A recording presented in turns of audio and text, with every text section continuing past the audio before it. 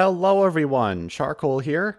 Who am I? What am I? How did I get here? What led to this? These are questions I've gotten for many months. I know I said I would do this for 10,000 subs, but I'm impatient, and also I told my Discord server I'd do this if they could count to 5,000, and with the channel still fresh off its 3rd anniversary, this is as good a time as any, so here we are. Today, I'm gonna tell you all about how the character of Charcoal came to be, and his journey that led to becoming the vessel I use to speak to you all right now. Let's start with how he was created. Let me direct your attention to this shelf behind me. On it, you will find several items such as a Falcon figurine, a copy of Legends Darkstalker, a Pokeball, a little plushie of one of my OCs, Acacia, and a boat christened the SS No. That boat is where it all began. You probably know of Dragon Sheep Studios, my biggest inspiration to get back into Wings of Fire, and currently one of the biggest channels in the community. The SS No actually started as a running joke in her videos, and in the summer of 2020, she created a joke roleplay Discord server for the fans to goof around in. And boy did we goof around, given the freedom to do basically whatever we wanted on this pirate ship turned playground. Charcoal was created for this server, becoming the main character I would use for quite a while. Before I start the story, I need to give a few disclaimers. I do not have reference images or easy contact with the owners of a lot of the characters I'm about to talk about, so each section will instead be represented by a generalized drawing by yours truly. The story itself will also be pretty summarized. There are plenty of events and characters I had to gloss over for the sake of brevity, so if you're from the server watching this and your character was cut, sorry. As for content warnings, there will be several instances of violence, a few of which involving children, and one mention of suicide, so if that makes you uncomfortable, this is your warning to turn away. When I say we goofed around, I mean we pretty much came unhinged. I'll do my best to make things make sense, cause there is a ton of stuff that's not part of the Wings of Fire lore, but no promises. Now, without further ado, let's set sail. Chapter 1. Charcoal's Backstory. Deciding on Charcoal's backstory was very much a spur-of-the-moment thing, after the roleplay had already been going for a couple days. For a bit of context, when I started roleplaying there on the first day, I was multitasking and not paying a whole lot of attention, so most of the responses I gave were only 1 or 2 words. So after about an hour of this, I decided, f it, this is his gimmick now, and Charcoal would be stuck only saying 1 word at a time for the foreseeable future. And when the time came to give him a backstory, this is what I came up with on the spot and ended up sticking to. Charcoal grew up in the Rainforest Kingdom's Nightwing village with his Skywing mother Jasper and his animus Nightwing father Cursbringer. Cursbringer had gained a reputation for being a bit of a troublemaker, and eventually he took his anger out on Charcoal, cursing him with the stupid 1-word thing for as long as Cursbringer lived, and immediately fled the rainforest, turning Charcoal into something of an outcast. Something I haven't mentioned is that Charcoal was actually an animus too, having inherited his powers from his father. He wasn't too worried about using his magic though, at least not yet. Can't say I like that I made him an animus, but given how few restrictions we had, there were superpowered dragons everywhere. When the SS No sailed into town, Charcoal decided to hop on and join the crew. Chapter 2. The Beginnings of the SS No. Now that we've got our backstory, let's meet the supporting cast. In the early days of the SS No, Charcoal ended up in a bit of a love triangle when he developed a crush on an ice-rain hybrid named Permafrost, who a Skywing named Orion also liked. Char was never super serious about his crush though, and Permafrost would end up choosing Orion. However, Char would eventually meet and start dating a Hivewing named Rosie. Remember her, because they will be together for the rest of our story. Now, let's address the question most of you have probably been asking. How did Charcoal's horn break? That brings us back to Permafrost. I don't remember what specifically happened to her, but somehow Permafrost found herself cursed with ice scales, basically Skywing fire scales but for ice wings. Anything she touched would start freezing over. She wasn't taking it too well, and while Charcoal and Orion were trying to calm her down, Charcoal tried to hug her. By the time Permafrost pushed him away, Charcoal was already frozen, and unable to stop himself, he fell backwards and hit the floor, causing half of his right horn to snap off. He was thawed out pretty quickly, and instead of reattaching his horn as he easily could have done with his magic, he decided to put the broken piece on a chain and wear it as a necklace for no other reason than he, or more specifically I, thought it would look cool. But with that, we're past the earliest days of the server. It's time to get into the Age of Villains. Chapter 3. Recurring Menaces, Constellation and Swiftblade. Not a lot to say here other than introducing 2 of the first dedicated villain characters, a Nightwing named Constellation and a Rainwing named Swiftblade. These girlfriends got a kick out of terrorizing the ship, often kidnapping and torturing dragons for the fun of it, including Charcoal and Rosie on a few occasions. They'll come back into our story later, but for now, just know that these 2 were very much a lingering threat. Chapter 4. The Artificial Dragon Illusion. The first major villain-centric arc for Charcoal came when the ship began to tour around the dragon world, starting with crashing into Pantala. Around that same time, an Animus-created dragon named Illusion showed up on the ship and kidnapped several dragons, including Rosie, taking them to a hideout on Pantala. Charcoal used his powers to locate them, leading to a confrontation that ended with Illusion being killed. However, part of Illusion's enchantment made him basically immortal, as he was immediately reborn as a baby right there. Charcoal and Rosie decided to take him in as their own child, thinking they could raise him to be a better person. But as time went on, he grew up very quickly and started regaining his old memories and powers. As much as Charcoal tried to stop it, Illusion fully transformed back into his old self and fled into the poison jungle. Char and Rosie followed him, and while they were trying to find him, something happened. Char kept blaming himself, and Rosie kept trying to calm him down, when Char said, and this is the exact quote, "We both noticed it. We both saw the signs, but I didn't listen. I failed him. I failed everyone."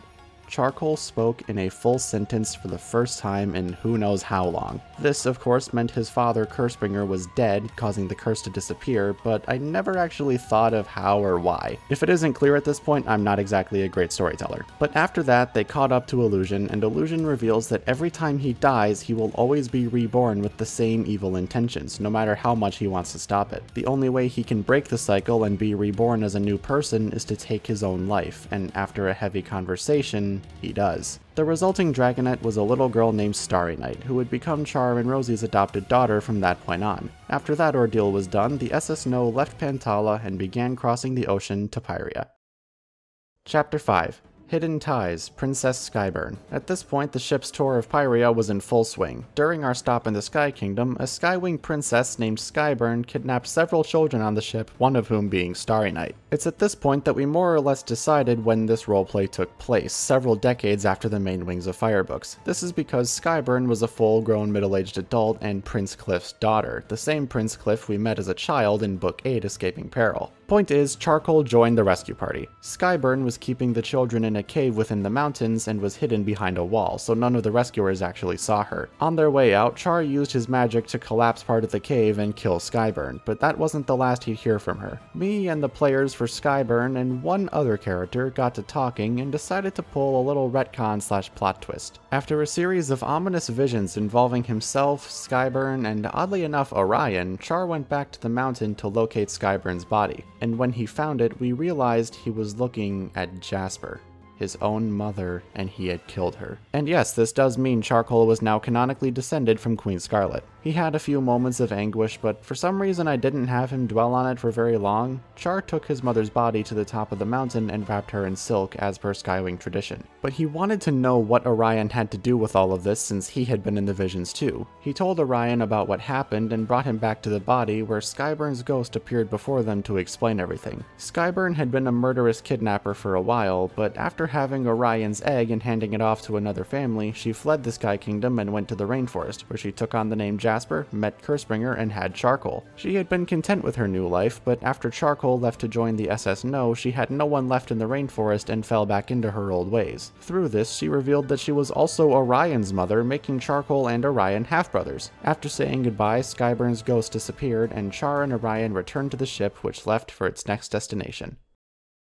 Chapter 6. The Ice Elemental, Snowstorm. During our time in the Sea Kingdom, a peculiar Icewing arrived on the ship, a young dragonette named Snowstorm who had a supernatural level of control over ice. Their first encounter with Charcoal was actually more on the comedic side. Snowstorm had cornered Rosie in the ship's cargo hold wanting to play with her, and they wouldn't let her leave. Char acted a bit impulsively and subdued Snowstorm by using his powers to turn them into the first thing that came to my mind, an apple for whatever reason. Snowstorm was returned to normal once Rosie was safe, but needless to say, they didn't much appreciate Charcoal using his magic on them. Char became Snow's favorite plaything and could barely go 2 days without being frozen by them. This would come to a head when Snowstorm constructed an ice castle on one of the Sea Kingdom's islands and held Charcoal and a few other dragons captive. One rescue mission later, Char was safe and Snow disappeared for a while. They would eventually turn up again and become a recurring annoyance to Charcoal for a while, but even further down the road, while other stuff was going on, Snowstorm would turn over a new leaf, stop messing with people, and after a while faded into the background as their player left the server.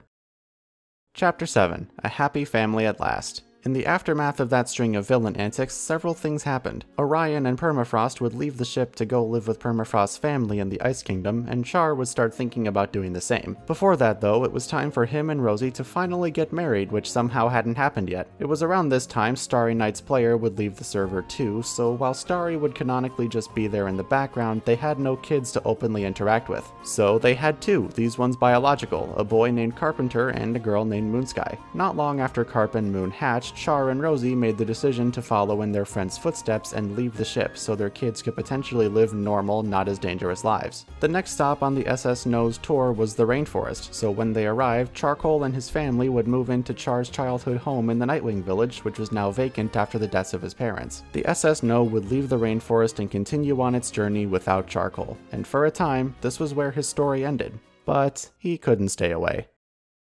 Chapter 8. Constellation and Swiftblade strike again. Char and Rosie would eventually come back to the ship for... I don't actually know why. It was late September at this point. I don't remember what might have been going on to bring them back. Point is, Char and Rosie were back on the ship, while Carpenter and Moonsky were left at home in the rainforest with a babysitter. You've probably noticed a pattern at this point, so if you guessed Carp and Moon were kidnapped, you'd be right. Constellation went to the rainforest, scooped them up, and brought them back to her base with Swiftblade, along with several other kids from the ship. I should mention that their base was actually a clubhouse where pretty much all the dedicated evil characters lived, so I'll just be calling it the Villain Clubhouse. Once Char and Rosie got word, they organized a rescue party to get their kids back. They succeeded, but on their way out, Char got stabbed in the arm with Swiftblade's knife, and no matter how hard he tried, he couldn't get the thing out. Little did he know, it was enchanted. The following day, the family was recovering from the incident, and Charcoal found himself moving. But he wasn't in control. Swiftblade was using the knife to possess him. He pulled the knife out of his arm and attempted to throw it at Moonsky, but Carpenter jumped in front of her and took the blow himself, right in his heart, killing him instantly. Swiftblade's spell ended, the knife disappeared and returned to its owner, and the whole family stood in shock.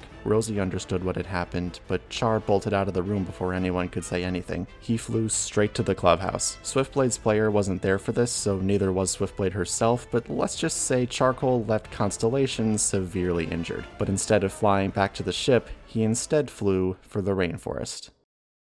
Chapter 9. The Final Villain, Charcoal. What Char wanted more than anything at this point was to keep his friends and family safe, and he was willing to do anything for it. Upon arriving at the rainforest, he went overboard with his powers. He constructed a huge mansion containing several rooms for everyone he held dear and staffed by a small army of miniature clones of himself. One by one, he brought his friends and family to the mansion against their will, pretty much holding them captive. Meanwhile, on the ship, Orion returned for a visit, and after talking with some other dragons who knew Char and his family, he learned about what's been happening. And this is where things are gonna get very bullshit heavy, because Orion is a tech wizard. He retrieves Carpenter's dead body, fashions him a new mechanical heart since that was the only part of him that took any significant damage, and shocks him back to life. Orion brings Carp to the rainforest, and as soon as Charcoal sees his son, he partially comes to his senses. He realizes what he's doing and melts down. He teleports everyone out of the mansion and breathes fire everywhere, causing the wooden building to go up in flames and collapse soon after. He uses the flames and smoke as a cover to get away without anyone seeing him, and he sends one final telepathic message to everyone else who was there.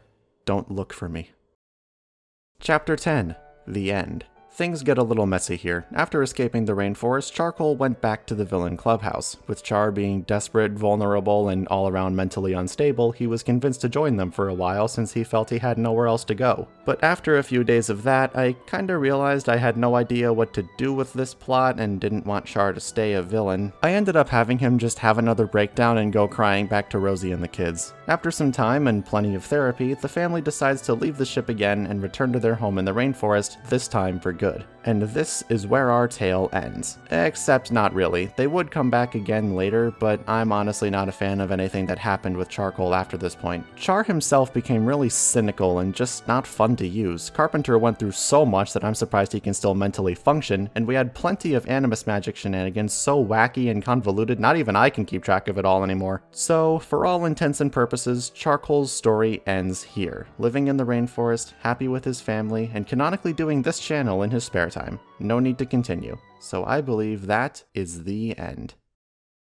Maybe that wasn't the most climactic ending in the world, but it's what happened. As for how Charcoal became the YouTube mascot you see before you, in late August 2020 I started considering creating this channel. When it came to choosing how I wanted to represent myself, there was really only one choice. Charcoal had been in use for almost 3 months now and was pretty much a caricature of me at the time, so I doodled some stills of him one night and here we are. And the background I use is my approximation of what Charcoal's home in the rainforest looks like. I'll be honest, I don't really feel that personal of a connection to him anymore. Maybe the way I played him in the months after this story ended kind of alienated me from the character, but nowadays I see him more as just a mascot rather than a representation of myself. I'd say he's closer to my teenage self. Keep in mind, I was 17 when I created him. Now I'm 4 months away from turning 21, and yes, that terrifies the crap out of me. The title of what I can call my online persona is held by this red panda dude who you may recognize from my community tab several months ago or my art fight page. But I still love Charcoal. I have a lot of good memories with him, and he's not going anywhere anytime soon. If nothing else, he's iconic. He's so tied to this channel now that I couldn't get rid of him even if I wanted to. That being said, now you know the story. How Charcoal went from a simple OC for a silly roleplay server to the channel mascot we all know and love. And I hope you all enjoyed the ride. With that, thank you for visiting Charcoal's Den, and I'll see you all in the next video.